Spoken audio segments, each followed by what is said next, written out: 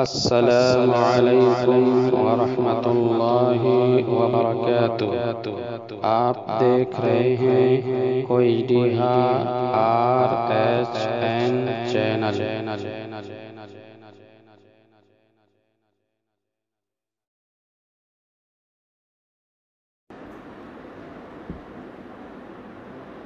अस्सलामु अलैकुम वरहमतुल्लाहि वबरकातुह।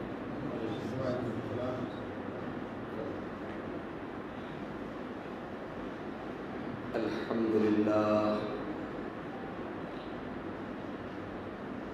नहमदुहु व नस्तईनुहु व नस्तगफिरुहु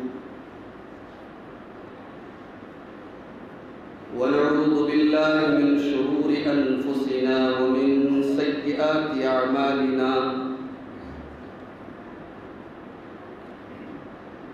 मन यहदिहिल्लाहु फला मुदिल्ल लहु व मन युद्लिल फला हादिय लहु व अशहदु अन ला इलाहा इल्लल्लाहु वहदहु ला शरीक लहु व अशहदु अन्न मुहम्मदन अब्दुहु व रसूलुहु। या अय्युहल्लज़ीना आमनुत्तक़ुल्लाहा हक़्क़ तुक़ातिही व ला तमूतुन्न इल्ला व अंतुम मुस्लिमून। या अय्युहन्नासुत्तक़ू रब्बकुमुल्लज़ी ख़लक़कुम मिन नफ़्सिन वाहिदा व ख़लक़ मिन्हा ज़ौजहा व बस्स मिन्हुमा रिजालन कसीरन व निसाअ वत्तक़ुल्लाहल्लज़ी तसाअलून बिही वल अरहाम इन्नल्लाहा कान अलैकुम रक़ीबा। या अय्युहल्लज़ीना आमनुत्तक़ुल्लाहा व क़ूलू क़ौलन सदीदा युस्लिह लकुम अअमालकुम व यग़फिर लकुम ज़ुनूबकुम व मन युतिइल्लाह व रसूलहु फ़क़द फ़ाज़ फ़ौज़न अज़ीमा। अम्मा बअद फ़इन्न ख़ैरल हदीस किताबुल्लाह व ख़ैरल हदी हदी मुहम्मदिन सल्लल्लाहु अलैहि वसल्लम व शर्रल उमूरि मुहदसातुहा व कुल्लु मुहदसतिन बिदअह व कुल्लु बिदअतिन ज़लालह व कुल्लु ज़लालतिन फिन्नार। अऊज़ु बिल्लाहि मिनश शैतानिर रजीम। बिस्मिल्लाहिर रहमानिर रहीम। अफ़तुमिनून बिबअदिल किताबि व तकफ़ुरून बिबअद फ़मा जज़ाउ मन यफ़अलु ज़ालिका मिनकुम इल्ला ख़िज़्युन फ़िल हयातिद दुनिया व यौमल क़ियामति युरद्दून इला अशद्दिल अज़ाब व मल्लाहु बिग़ाफ़िलिन अम्मा तअमलून।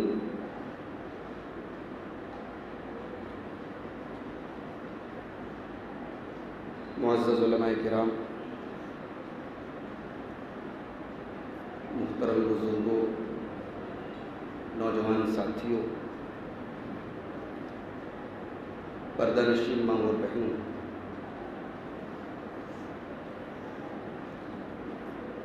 इस मस्जिद में मेरा ख्याल है कि मैं पहली मर्तबा आया हूँ। लोहता की मुख्तलिफ मसाजिद में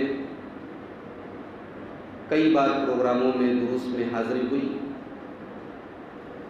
इस मस्जिद में ये पहला मौका है कि मैं आपसे मुखातिब। इस तरीके की दीनी मजलिसें वक्तन फ़वक्तन बहरहाल हर जगह होनी चाहिए और काबिल मुबारकबाद हैं वो लोग जो कोशिश करते हैं और इस किस्म की मजलिसें मुनक़्क़िद करते हैं, और आप लोग भी काबिल मुबारकबाद हैं कि आज अगरचे जुमा का खुतबा आप सुने होंगे उसके बावजूद मगरिब बाद आज का ये प्रोग्राम यहाँ मस्जिद में हो रहा है और आप सब यहाँ जमा हुए हैं। अल्लाह तबारक व तआला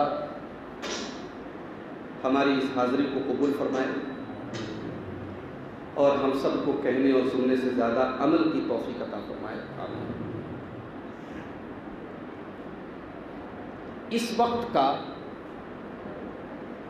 जो सबसे बर्निंग टॉपिक है,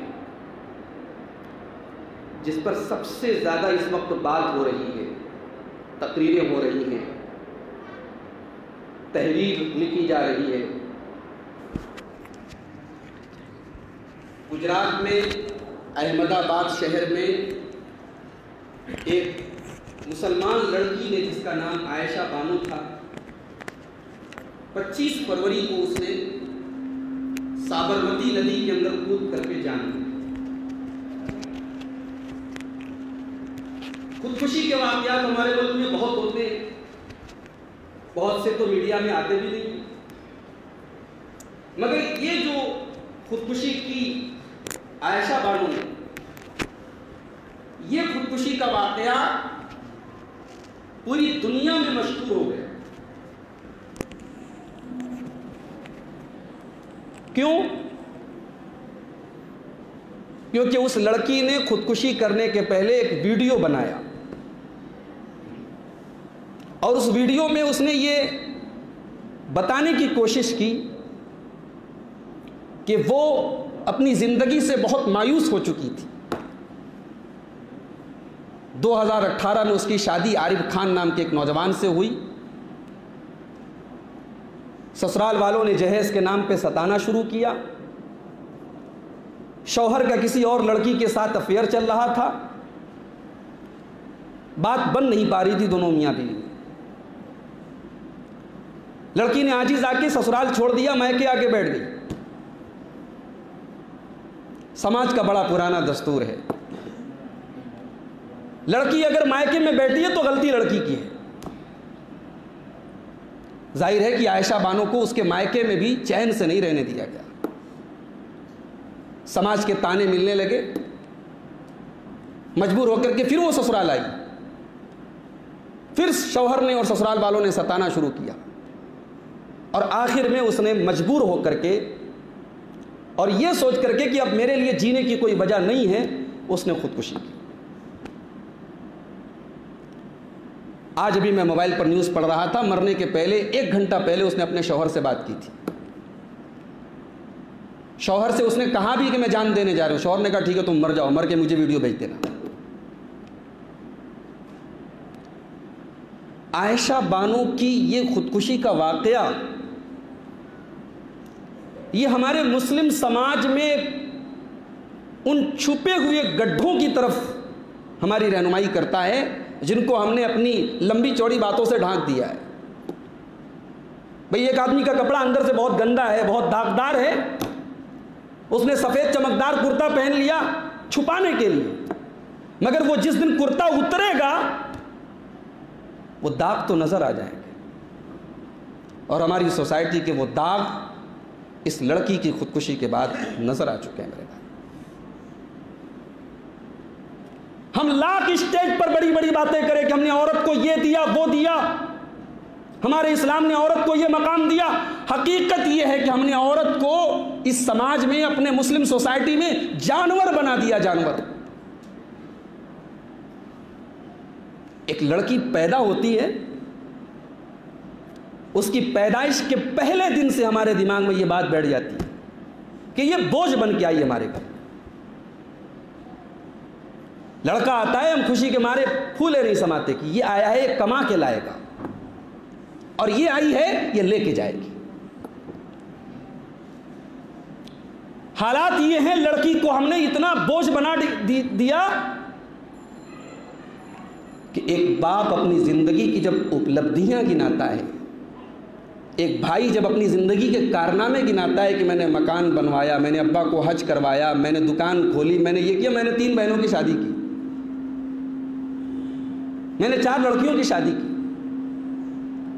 यानी लड़कियों की शादी करना ये इतना बड़ा बोझ है, इतनी बड़ी जिम्मेदारी है, हमने उसे इतना बड़ा बोझ बना दिया कि बड़े बड़े महंगे और ज़िंदगी के बड़े अहम कामों में शुमार किया जाता है कि लड़की की शादी कर दी, बहन की शादी कर दी।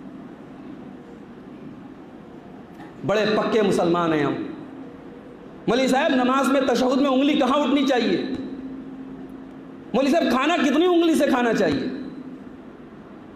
मौलवी साहब रफ़ा यदैन के बगैर नमाज हो जाएगी कि नहीं हो जाएगी? बड़े सवाल करते हैं हम। कभी हमने ये सवाल नहीं किया कि मौलवी साहब ये बारात कहाँ से आ गई, मौलवी साहब ये जहेज कहाँ से आ गया, मौलवी साहब ये लड़की की शादी बाप के लिए इतनी बोझ क्यों बन गई? हमने निकाह के चैप्टर को इस्लाम से खारिज कर दिया। बस एक काम हम निकाह के मौके पे मौलवी साहब से लेते हैं, मौलवी साहब से निकाह पढ़वा लेते हैं बस। बाकी मौलवी से कहते तू जुबान बंद रख, बाकी सारा काम तू देखता जा, हम जो करते चले आए ये हमारे यहाँ का रिवाज है, तुझे बोलना नहीं है। भाई हमारे नबी सल्लल्लाहु अलैहि वसल्लम दुनिया में रिवाजों को तोड़ने आए थे। जिन रिवाजों से समाज में जीना हराम हो जाए, जो रिवाज एक बाप के लिए उसकी बेटी को बोझ बना दे, एक औरत को खुदकुशी करने पर मजबूर कर दे, वो रिवाज पैरों के नीचे रौंदने के लायक हैं, वो रिवाज खत्म करने के लायक हैं। हम रिवाज का नाम लेते हैं। अभी तो बनारस और लोता में शायद वो माहौल नहीं है, थोड़ा बाहर निकलिए। अभी मैं घोसिया से आ रहा हूँ, जुमा पढ़ा है मैंने घोसिया में। एक साहब कहने लगे हमारी बहन की शादी होने वाली है, 4 लाख रुपया कैश देना है हमें। मैंने कहा कहाँ शादी हो रही है? कहा सगे फूफा के लड़के से हो रही है। अहले हदीस है दोनों अल्हम्दुलिल्लाह, हाथ पूरा सीने पर बांधते हैं, रफ़ा यदैन पूरा कर रहे हैं, तरावी 8 रकात से ज़्यादा नहीं पढ़ते। क्या भाई, कैसे अहले हदीस हैं हम? कब शर्म आएगी हमें? और कितनी जाने लेंगे हम? पूरे हदीस के ज़ख़ीरे में दिखा दो, नबी के दौर में कोई एक मिसाल दे दो कि कभी किसी गरीब सहाबी ने अपनी बेटी की शादी के लिए नबी के सामने आके ताउन की भीख मांगी हो। आज हमारे समाज में आम बात है, फलाने की लड़की की शादी है, चलो कुछ मदद कर दो। लड़की इतनी बोझ बन गई कि बाप को भीख मांगना पड़े। लड़की इतना बड़ा बोझ बन गई कि बाप बेचारा वक्त के पहले बूढ़ा हो जाए। लड़की बोझ होती तो अल्लाह अपने नबी को 4-4 बेटियां ना देता मेरे भाई। लड़की बोझ नहीं थी, लड़की को बोझ हमने बनाया है, और इतना बड़ा बोझ बना दिया हमने लड़की को। इधर लड़की पैदा होती है, उधर गवर्नमेंट की स्कीमें आ जाती हैं, बैंक वालों की स्कीमें। आपकी लड़की है क्या? मैं तो मदरसे में टीचर हूं ना, हमारे यहाँ आते रहते LIC वाले, मास्टर साहब आपके लड़के हैं कि लड़की? लड़की, अरे तो ये प्लान ले लीजिए, 15 साल तक इतना पैसा जमा कीजिए, 15 साल के बाद इतना पैसा मिलेगा। लड़की की शादी करना होगा ना आपको। इंसान को कल की खबर नहीं है, लेकिन लड़की की 15 साल बाद लड़की की शादी करना है, बेचारे को आज प्लानिंग करना पड़ा है। गरीब आदमी कहाँ से इंतजाम करेगा भाई? लाखों लाने हैं उसे। समाज के ये वो मुद्दे हैं मेरे भाइयों जिन पर बात नहीं होती, या बात होती है तो सिर्फ बात होती है, अमल नहीं होता। ये बंद कर दीजिए, रहने दीजिए, बंद कर दीजिए।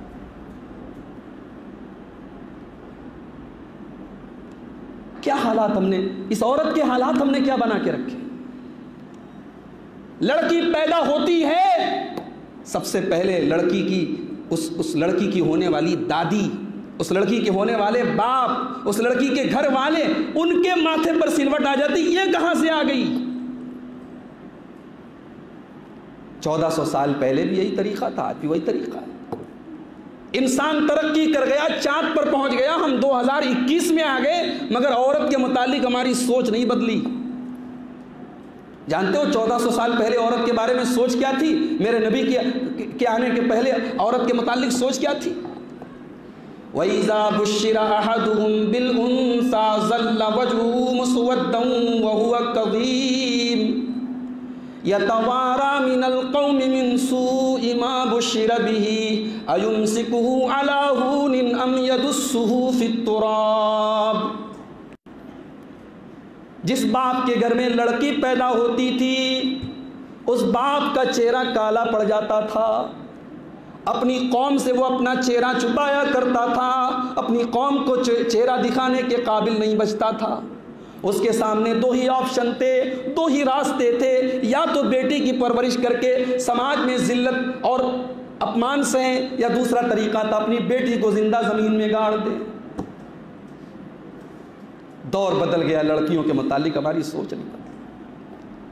कितने लोग हैं घर में बेटा भी है बेटी भी है, बेटी को कभी सीने से लगा के प्यार नहीं किया, बेटी से कभी मुस्कुरा के बात नहीं की। कितने घरों में आज भी बहुएं आखिर में खाना खाती हैं, कहते हैं हमारे खानदान की रिवायत है, हमारे घर की बहुएं पहले खाना, सारे मर्द खाना खा लेंगे तब हमारे घर की बहुएं खाना खाएंगे। कैसा रिवाज है मेरे भाई? आज हिंदुस्तान में एनआरसी चल रही है ना, एनआरसी की बातें हो रही, तो हम कहते भाई हिंदुस्तान में मुसलमानों के साथ बड़ा जुल्म हो रहा है, हमें दोयम दर्जे का नागरिक बनाया जा रहा है। हमने वो काम अपने घर में कर दिया, हमने अपनी घर की औरतों को दोयम दर्जे का बना दिया। वो बाद में खाना खाएं, आप पहले खाएं। क्यों भाई, आप कौन हैं? आप तोप हैं, बंदूक हैं, 30 मार खाएं, क्या हैं आप?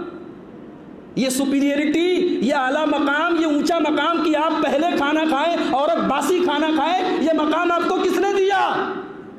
मेरे नबी ने तो नहीं दिया। मेरे नबी तो अपनी बेटियों से बहुत प्यार करते थे।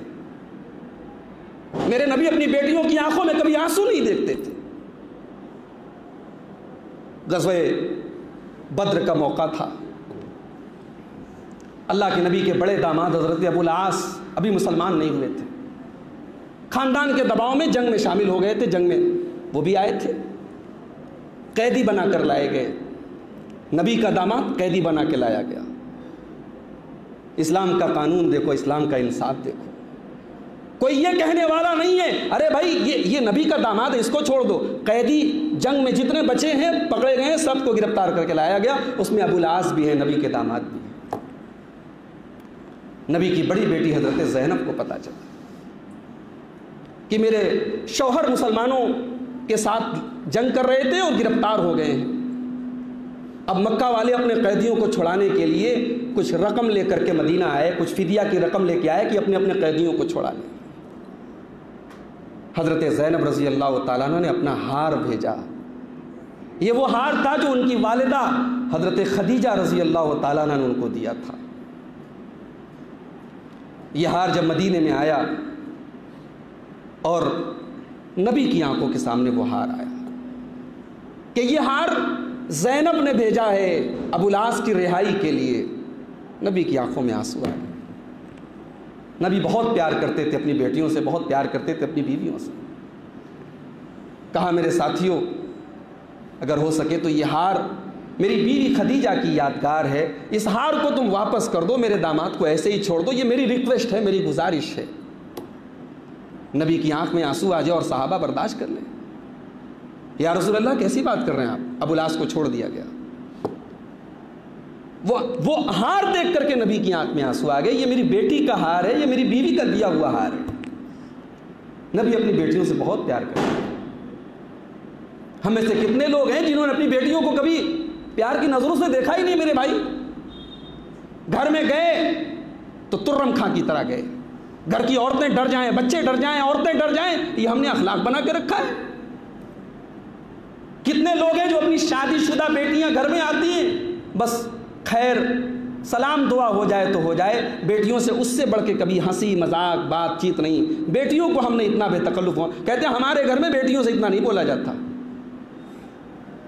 ये नाइंसाफियां हैं मेरे भाइयों हमारे समाज की, जो हमने औरतों के साथ की।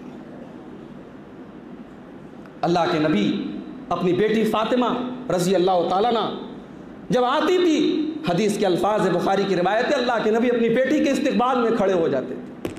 भाई आप बहुत बड़े हैं, नबी से बड़े तो नहीं हो सकते ना, नबी तो कायनात में सबसे बड़े हैं, सबसे बड़े इंसान हैं। नबी ने अपने बड़े होने का एहसास अपने बच्चों को नहीं दिलाया। नबी अपनी बेटी के इस्तिकबाल के लिए खड़े होते हैं, अपनी बेटी की पेशानी चूमते हैं और अपनी कुर्सी पर अपनी बेटी को बिठाते हैं। मेरे भाइयों, हमने औरतों को बहुत नाइंसाफियां की हैं उनके साथ। वही काम हमारा बेटा करे तो कोई सजा नहीं, वही जुर्म बेटी करे तो बहुत बड़ी बड़ी सजाएं हमारे समाज में। चलो अच्छा, शादी हो गई, बहुत बड़ा बोझ हमने उतार दिया, लड़की की शादी कर दी, अब शादी होगी लड़की की। अब मेरा जुमला गौर से सुनना, औरत की सबसे बड़ी दुश्मन औरत है। एक औरत बहू बनकर के घर में आई, ससुर को कोई शिकायत नहीं, शौहर को कोई शिकायत नहीं, देवर को कोई शिकायत नहीं, जेठ को कोई शिकायत नहीं। शिकायत शुरू हुई तो सास को, अरे ये तो ऐसी है, ये तो वैसी है। अरे जैसी भी है सब कुछ छोड़ के तेरे घर आई है। तुझसे कोई महीना तो नहीं ले रही है, कोई तू सैलरी तो नहीं दे रही है। अपने माँ बाप को, अपने घर को छोड़ के तेरे घर में बहू बन के अपनी पसंद नापसंद सब कुर्बान करके तेरे घर आई है, और तू उसमें कीड़े निकाल रही, उसमें ऐब निकाल रही है। और अल्लाह ना करे अगर शादी के बाद घर में कोई नुकसान हो जाए, कारोबार में कोई घाटा हो जाए, ये चुड़ैल है, ये डायन है, और हमारे यहाँ कहते टोलहीन है। कभी आपने सुना है कि कोई मर्द के बारे में सुना वो टोलहा है? मर्द नहीं होते भाई, औरतें होती हैं चुड़ैल। ये हमने औरत के साथ सलूक किया है मेरे भाई। और उसके बाद बेचारी, उसकी जान अटकी है शौहर के एक लफ्ज के ऊपर। शौहर के पता नहीं बीवी का कौन सा काम शौहर की मर्जी के खिलाफ हो जाए और शौहर तलाक तलाक तलाक कह दे, उसकी तो जिंदगी खत्म हो जाएगी। एक तलाकशुदा औरत समाज के लिए कलंक है। कोई नहीं पूछेगा गलती शौहर की थी कि गलती बीवी की थी। तलाकशुदा है, दाग लग गया, तलाक का दाग लग गया। मर्द को कुंवारी मिल जाएगी, तलाकशुदा को कोई कुंवारा नहीं मिलेगा। आयशा बानो ने खुदकुशी ऐसे ही नहीं की है मेरे भाइयों। ये खुदकुशी नहीं है, ये मर्डर है। ये मर्डर हमने और आपने, इस समाज ने मर्डर किया है।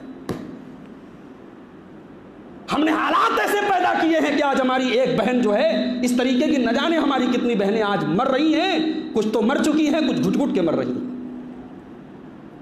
इस्लाम ने जो औरत को हक दिया है, जो मकाम दिया है, मेरे नबी के दिन में औरत के साथ कोई नाइंसाफी नहीं है मेरे भाई। ये तलाक का जो तरीका, ना हमारी शादी सही है ना हमारा तलाक सही है। मैंने जो आयत पढ़ी थी ना खुतबे मसनूना के बाद, वो आयत हमारे सुनने के लायक है, वो आयत हमारे गौर करने के लायक है, वो आयत हमारे मुंह पर थप्पड़ है। सूरह बकरा की 85 नंबर की आयत है, पहले पारे की आयत है। अफतुमिनूना बिबाज़िल किताबि व तकफुरूना बिबाज़, क्या तुम किताब के बाज़ हिस्से पर ईमान रखते हो और बाज़ के ऊपर नहीं रखते? क्या तुम शरीयत के एक हिस्से पर ईमान रखते हो और एक हिस्से पर ईमान नहीं रखते? और वाज़े करके बोलूं, क्या तुम नमाज के मामले में कुरान पर और हदीस पर अमल करते हो लेकिन शादी के मामले में कुरान और हदीस पर अमल नहीं करते? लेन देन के मामले में कुरान हदीस पर अमल नहीं करते? तलाक के मामले में कुरान और हदीस पर अमल नहीं करते? अफतुमिनून बिबादिल किताब, क्या तुम कुरान के, किताब के, शरीयत के किसी हिस्से पर ईमान रखते हो और किसी का इनकार कर देते हो? फमा जज़ाउ मन यफ़अलु ज़ालिका मिनकुम इल्ला खिज़युन फिल हयातिद दुनिया, जो ऐसा करेगा अल्लाह का वादा है वो दुनिया में जलील होगा, वो दुनिया में जलील और रुस्वा होगा। आज हम जलील हो रहे हैं। आज जितनी रुस्वाइयाँ हमारे मुकद्दर में अल्लाह ने लिखी हैं शायद किसी और कौम के लिए लिखी गई। आज हम जलील हैं पूरी कायनात में। अल्लाह का वादा है जो ये काम करेगा, ये यहूदियों का काम था कि बास तौरात में से बास को मानते थे, बास को नहीं मानते थे। हमने वही काम कुरान के साथ किया। बड़े पक्के अहले हदीस है अल्हम्दुलिल्लाह। शादी ब्याह के मामले में हमारे यहाँ का जो रिवाज है वही होगा। आज हमारी लड़कियां गैर मुस्लिमों के साथ भाग रही हैं, मुर्तद हो रही हैं। कभी गौर किया आपने कि हालात क्यों पनप रहे हैं? क्योंकि हम जब शादी करने के लिए घर से रिश्ता ढूंढने के लिए निकलते हैं तो सबसे पहले हम ये देखते हैं कि हमारे लेवल का है कि नहीं। हम करोड़पति हैं तो हमारे लेवल का रिश्ता होना चाहिए, हमारी लड़की करोड़पति घर में जानी चाहिए। फिर हमारी बिरादरी के हैं कि नहीं, हमारे लेवल के हैं कि नहीं, हमारी बरादरी के हैं कि नहीं। और लास्ट में देखा जाएगा, हाँ भाई चलो मसलक क्या है, अकीदा क्या है, ईमान क्या है, मनहज क्या है, एकदम लास्ट में देखा जाएगा। पहले तो लड़की की खूबसूरती देखी जाएगी, पैसा देखा जाएगा, बरादरी देखी जाएगी, लास्ट में दीनदारी देखी जाएगी, लड़की हो चाहे लड़का हो। ये हमारे मेयार हैं निकाह के टाइम, शादी के टाइम। अल्लाह के प्यारे नबी सल्लल्लाहु अलैहि वसल्लम फरमाते हैं, तुनकहुल मरातु लिअर्बईन लिमालिहा वले हसबिहा वले जमालिहा वले दीनिहा फज़फर बिज़ातिद्दीन तरिबत यदाक। एक औरत की शादी की जाती है तो 4 चीज़ें देखी जाती हैं, माल देखा जाता है, ख़ानदान देखा जाता है, खूबसूरती देखी जाती है और दीनदारी देखी जाती है। फज़फर बिज़ातिद्दीन, तुम दीनदार लड़की को घर में लाओ, कामयाब हो जाओगे। दीन कौन देखता है भाई? हम तो पैसा देखते हैं, माल देखते हैं और मर्द से ज़्यादा औरत देखती है। भाई बहू अगर सामान कुछ जहेज में कम लाए तो ससुर तो शायद कुछ नहीं कहेगा, शौहर बेचारा भी सब्र कर लेगा। ताना तो सबसे पहले सास देगी, ये चमाइन कहां से आ गई मेरे घर में, ये नीयत की चमाइन कहां से मेरे घर में आ गई, ये किस घर से मेरे घर में आ गई। ये सलूक हम करते हैं औरत के साथ। और फिर तलाक की 3 गोलियां चला के कभी भी रिश्ता खत्म कर सकते हो, उसको हमेशा रिस्क पर रखते हैं।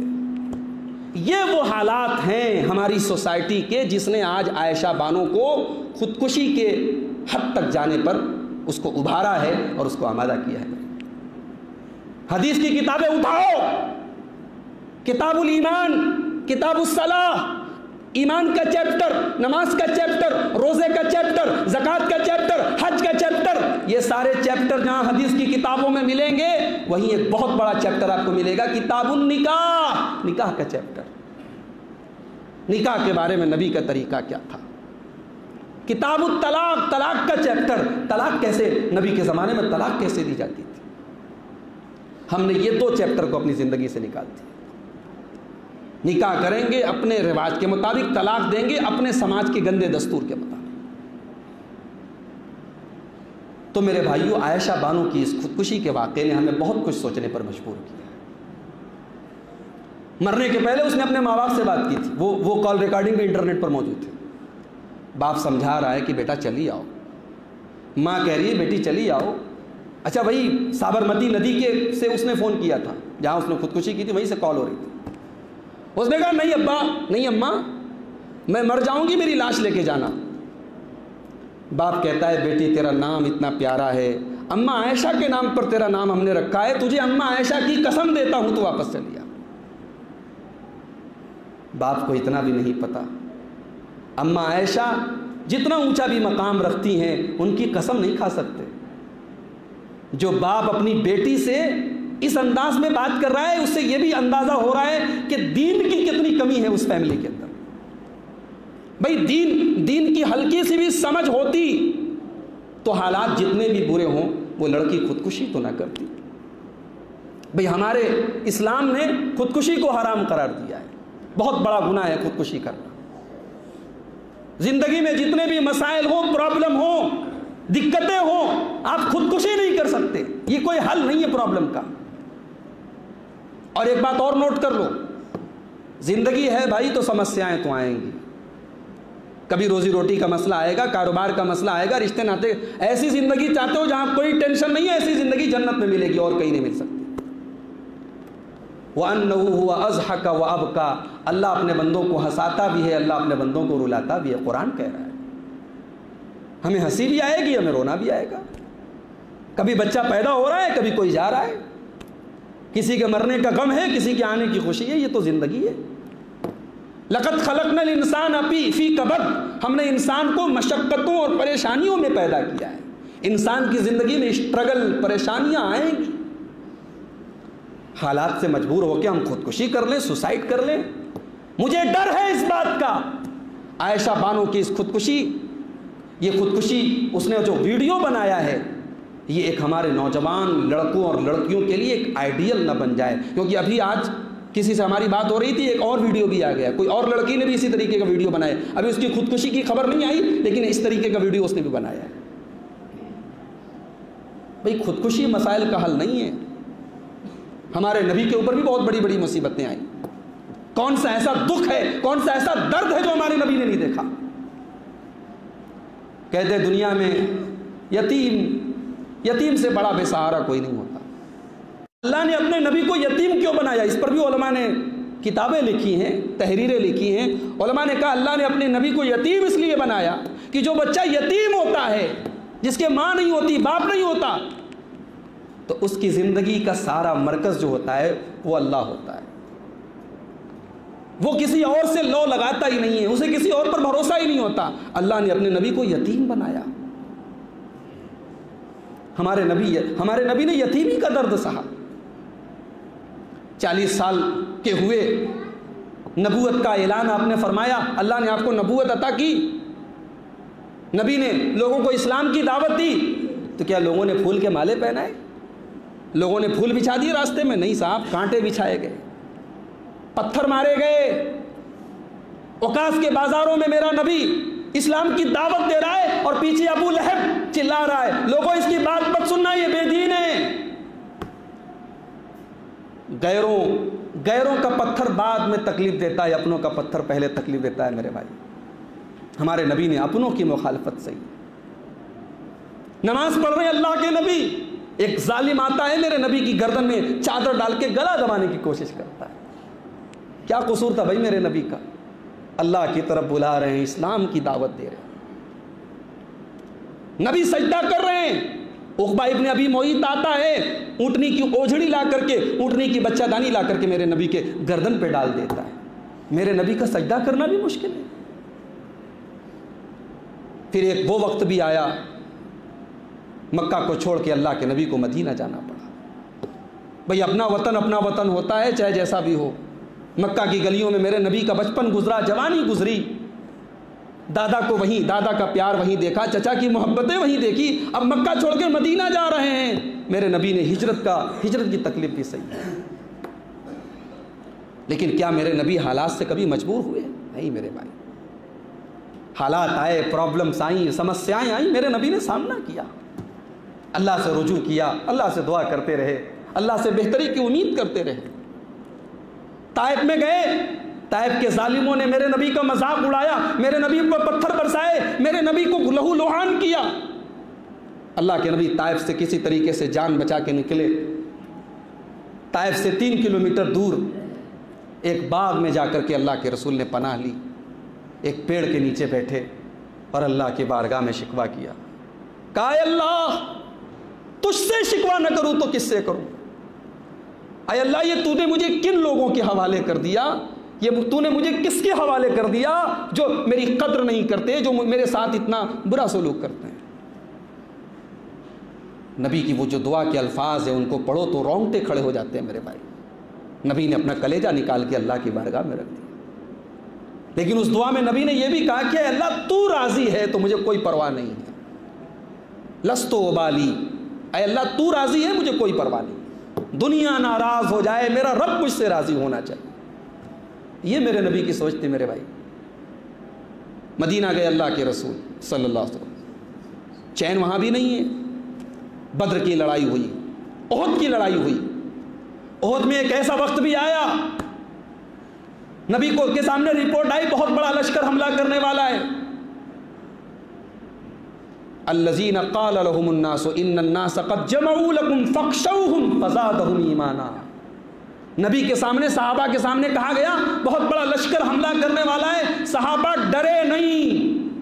और मुसलमानों, हिंदुस्तान के इन हालात में कुरान की ये आयत अपने सामने रखो।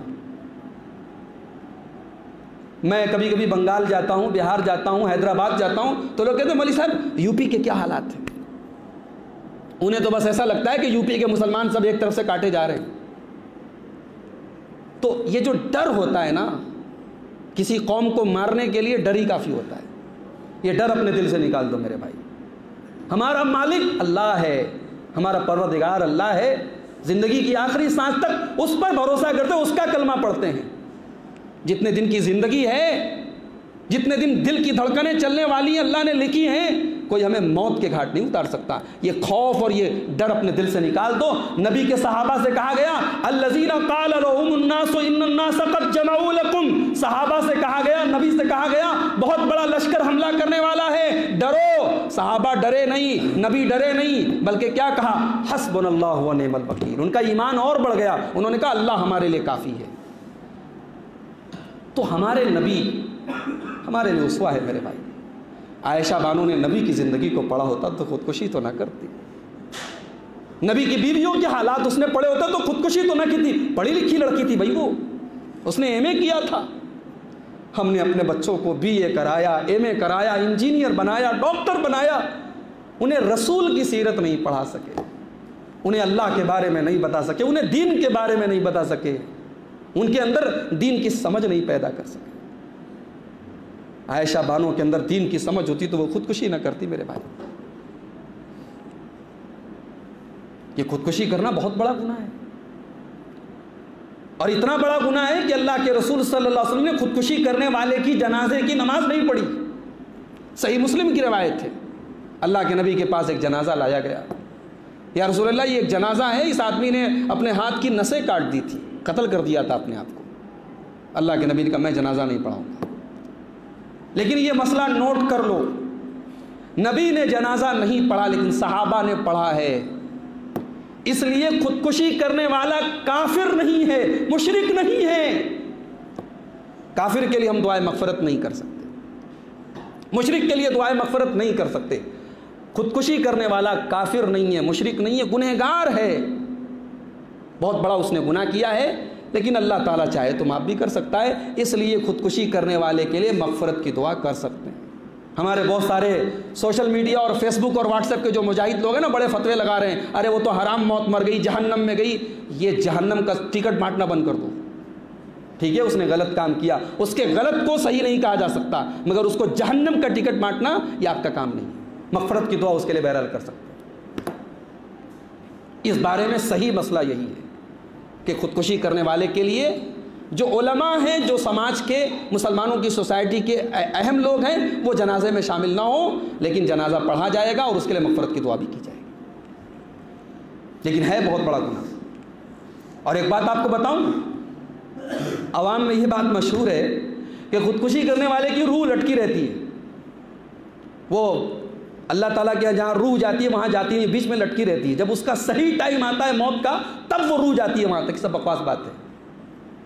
ये भी नोट कर लो कि खुदकुशी करने वाले ने जिस उम्र में खुदकुशी की है, उतनी ही उम्र उसके मुकद्दर में लिखी थी। अब कोई सवाल करे कि यार जब उतनी उम्र लिखी तो गुनाह कौन सा किया? तो ये भी नोट कर लो कि तकदीर को गुनाह के लिए दलील नहीं बना सकते। तकदीर का मसला थोड़ा सा पेचीदा है। तकदीर में हम मजबूर नहीं हैं, तकदीर लिखी है लेकिन हम मजबूर नहीं हैं। तकदीर में हमें अल्लाह ताला ने इख्तियार दिया है कि हम ये काम करें या ना करें। करेंगे तो गुनाह होगा, नहीं करेंगे तो गुनाह नहीं होगा। अगर हमने गुनाह कर दिया तो वो हमारी तकदीर में लिखा था, मगर हम मजबूर नहीं थे उसके। तो ये नुक्ता नोट कर लो, दिमाग के कोने में बिठा लो कि मुसीबत और परेशानी में तकदीर को दलील बनाया जाएगा, गुनाह के लिए तकदीर को दलील नहीं बनाया जा सकता। तो आयशा बानो ने खुदकुशी की, गलत काम किया उसने।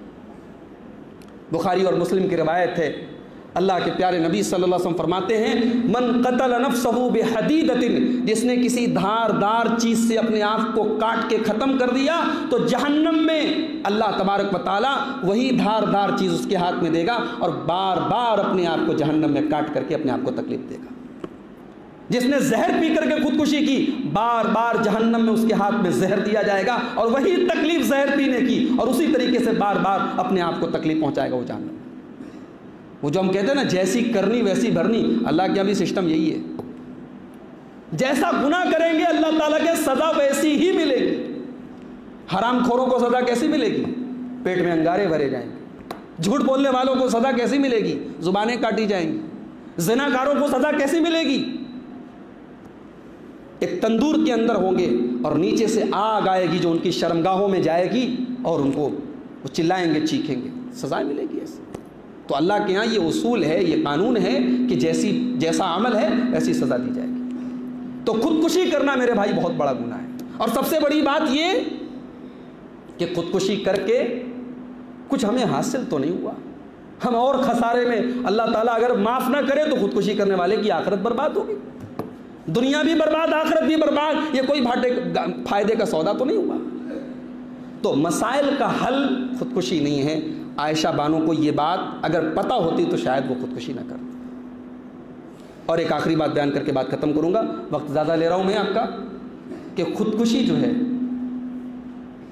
इस खुदकुशी ने एक और चीज़ हमारे सामने पेश की है कि हमें अपने शादी के निज़ाम को सुधारने की ज़रूरत है।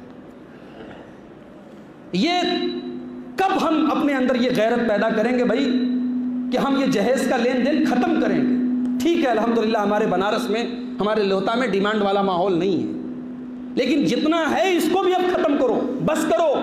एक समाज में पैगाम जाए, एक ऐसा कोई कड़ा हम कानून बनाएं अपने समाज में, अपने दस्तूर में कि भाई लड़की के घर दावत का भी कोई एहतमाम नहीं होगा और कोई जहेज़ नहीं लिया जाएगा, ताकि लड़की का जो बाप है उसके दिल पर एक जो बोझ है, हमने बहुत बड़ा बोझ जो डाल के रखा है लड़की की शादी के मुतालिक, ये बोझ उतर जाए मेरे भाई।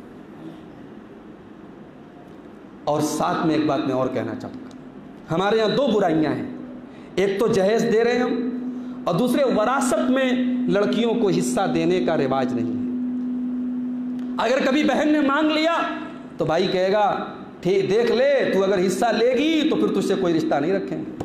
अच्छा, ये कहाँ लिखा है भाई कि बहन हिस्सा ले लेगी तो भाई रिश्ता नहीं रखेगा? ये कौन सी हदीस में लिखा है? भाई साहब, बाप के तरके में जैसे भाई का हक है वैसे बहन का हक है। अल्लाह ताला ने यह हक मुकर्रर किया, यह हमने और आपने नहीं किया, और अल्लाह ने कुरान में आयत नाजिल कर दी। इसमें किसी मसलक का कोई इख्तिलाफ भी नहीं है, सारे मसलक वाले इस पर मुत्तफिक हैं। लिर्रिजालि नसीबुम मिम्मा तरकल वालिदानि वल अक़रबून वलिन्निसाइ नसीबुम मिम्मा तरकल वालिदानि वल अक़रबून। माँ बाप जो छोड़ के जाएं, औलाद का हक है, लड़का हो तब भी, लड़की हो तब भी। हम जहेज़ की शक्ल में हमने गलत रिवाज दिया, तो अब वरासत देने में हमारी तबीयत जो है वो माइल नहीं होती। भाई कहता है यार इतना पैसा हमने बहन की शादी पे खर्चा किया, वरासत भी दें, जब बिकेगा तब देंगे। ये नहीं होना चाहिए। एक गलती को दूसरी गलती के लिए दलील नहीं बनाया जा सकता।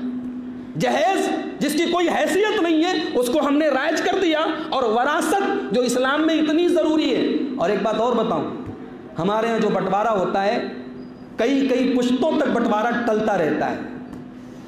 बाप मर गया, 4 बेटों को छोड़ के गया, अब प्रॉपर्टी है, पैसा है, बंटवारा नहीं हो रहा है। फिर बेटों के बेटे बड़े बड़े हो गए, फिर पोते बड़े बड़े हो गए, उनकी शादियां हो गई, 20 साल बाद, 50 साल बाद, 70 साल बाद, तब बंटवारा हो रहा है। ये सब बड़ी खराब बात है मेरे भाई। इस्लाम की तालीम तो ये है कि कफन दफन के बाद, कर्जा अदा करने के बाद, और मरने वाले ने अगर कोई वसीयत लिखी थी, वसीयत को पूरा करने के बाद चौथा काम वरासत की तकसीम होना चाहिए, और एक एक चीज़ बढ़ जानी चाहिए। बाप का कुर्ता, बाप का कपड़ा, बाप का कैश, बाप की ज्वेलरी, जो भी वो छोड़ के गया है, सब में शरीयत के मुताबिक बंटवारा हो जाना चाहिए। वरासत में हमारे यहाँ लड़कियों को देने का रिवाज नहीं है, और लड़कियाँ मांग लें तो भाई साहब क़यामत आ गई। इसने तो हक मांग लिया, इसने हिस्सा मांग लिया, इससे तो हम बोलेंगे नहीं। और अब तो शायद सरकार ने वो सिस्टम ख़त्म कर दिया, हिबा कराने वाला। बहुत से भाई लोग 420 से बहनों से हिबा करा लेते थे। 420 के 100 तरीके हमें आते हैं, और उसके बाद हम ये दावा करें कि साहब हम मुसलमान हैं, हम कुरान और हदीस पे चलने वाले। हमें शर्म आनी चाहिए मेरे भाई। तो आयशा बानो की खुदकुशी ने हमें बहुत कुछ सोचने पर मजबूर किया है मेरे भाई। सबसे बड़ा सबक जो इस खुदकुशी के वाक़े से हमें और आपको मिलता है, अपने बच्चों को सही तालीम दो मेरे भाई। दुनिया की आला तालीम दो, लेकिन कम से कम दीन का इतना शऊर दो कि हमारा बेटा या बेटी कभी खुदकुशी जैसा गलत काम ना करे। अब आपको एक बात बताऊं, आयशा बानो के शौहर का अफेयर था एक लड़की के साथ। मरने के पहले जो कॉल रिकॉर्डिंग हुई है उस पर यह बात भी आई है। बीवी ने ताना दिया, तुम तो फला लड़की के साथ तुम्हारा ताल्लुक है, उस पर पैसे लुटाते हो, मेरे लिए तो तुम्हारे पास पैसे नहीं है। आज हमारे समाज की ये भी कड़वी हकीकत है। एक शादीशुदा इंसान दूसरी लड़की से अफेयर रखे ये चलेगा, वो दूसरी शादी नहीं कर सकता। दूसरी शादी कर लेगा बहुत बड़ा गुनाह हो जाएगा। ज़िना आसान है, बदकारी आसान है, निकाह मुश्किल है मेरे भाई। पहला निकाह भी मुश्किल है और एक से ज़्यादा शादियाँ भी मुश्किल है। इसलिए मैं कभी कभी अपनी तकरीरों में कहता हूँ कि आज के दौर में ज़िना से बचना जितना मुश्किल है, इतना मुश्किल नबी और सहाबा के दौर में नहीं था। भाई नबी के दौर में शादियाँ आसान होती थी, कोई 400-500 लोगों का इंतज़ाम करना ज़रूरी नहीं था। सहाबा ने शादियाँ कर ली, नबी को नहीं पता है, आसानी से शादियाँ होती थी। लड़की के लिए तो कोई मसला ही नहीं था, लड़की को तो कुछ करना ही नहीं, लड़की के बाप को ना बारात बुलानी है, ना 200 लोगों को खाना खिलाना है, ना जहेज देना है। दीनदार रिश्ता मिला, शादी हो गई। नबी के ज़माने में शादी आसान थी। उसके बाद नबी के ज़माने में एक से ज़्यादा शादियां होती थी।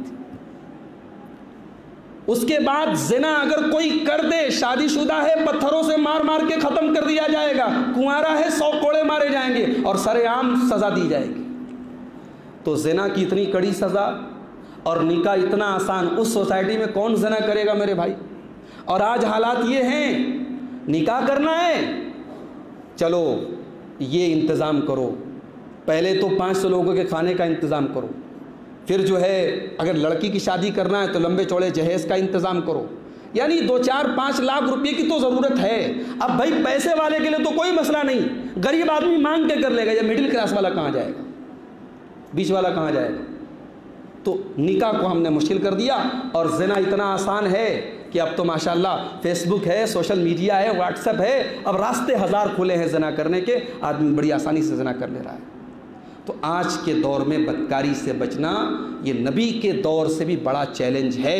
आज के दौर में अपनी इफ़्फ़त और इस्मत को बचाना एक लड़के के लिए, एक लड़की के लिए बड़ा चैलेंज है। तो हम तो यही दुआ करेंगे कि अल्लाह ताला हमें तौफीक दे, हमारे समाज के अमीरों को तौफीक दे, हमारे समाज के ज़िम्मेदारों को तौफीक दे कि हम निकाह को आसान बनाएं और ज़िना को मुश्किल करें।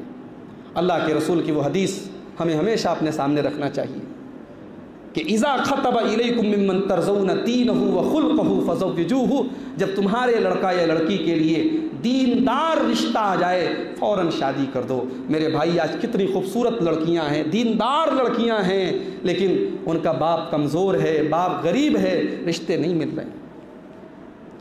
फिर उसके बाद हमारे यहाँ एक और मसला है, हम अपनी जमात की, चूँकि यहाँ सारे ज़्यादातर लोग हमारी जमात के अहले हदीस लोग बैठे, मैं ये भी बात भी कहना चाहता हूँ, भाई लड़की देना है, नहीं मैं किसी बिदती को लड़की नहीं दूंगा, किसी शिर्क करने वाले को लड़की नहीं दूंगा, लड़की दूंगा तो तौहीद वाले घराने में दूंगा।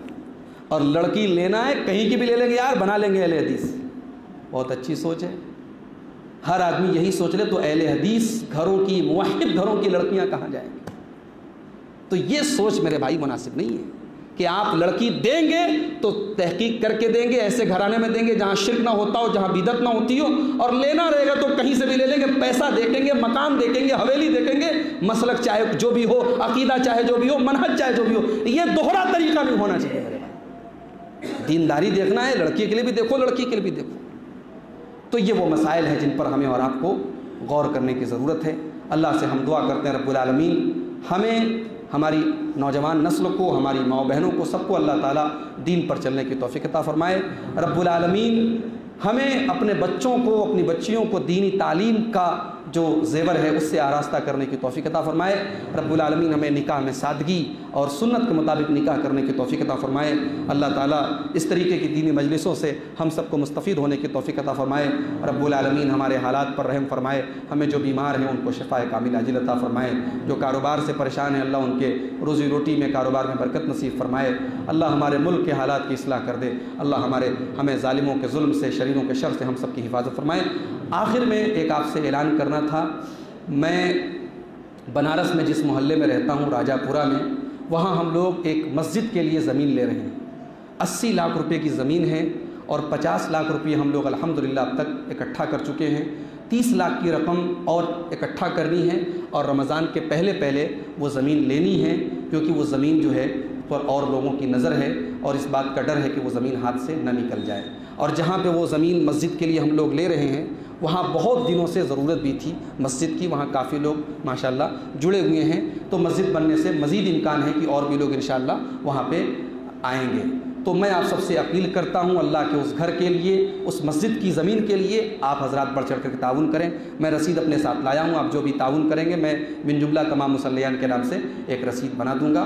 तो इंशाअल्लाह उस मस्जिद में आप जो भी ताउन करेंगे वो क़यामत तक काम आने वाला आप सबके लिए सदक़ा जारिया है, आप उसमें बढ़ चढ़ करके हिस्सा लें। हम अपनी ख़वातीन से भी, माँ बहनों से भी गुजारिश करेंगे कि वो भी अपने हिसाब से जो भी उस मस्जिद में करना चाहें करें। अल्लाह ताला हम सबको इस मस्जिद में और इस कार्य खैर में हिस्सा लेने की तौफ़ीक़ अता फ़रमाए। आमीन। व आखिर दावाना अनिल हम्दुलिल्लाहि रब्बिल आलमीन। वस्सलामु अलैकुम व रहमतुल्लाह।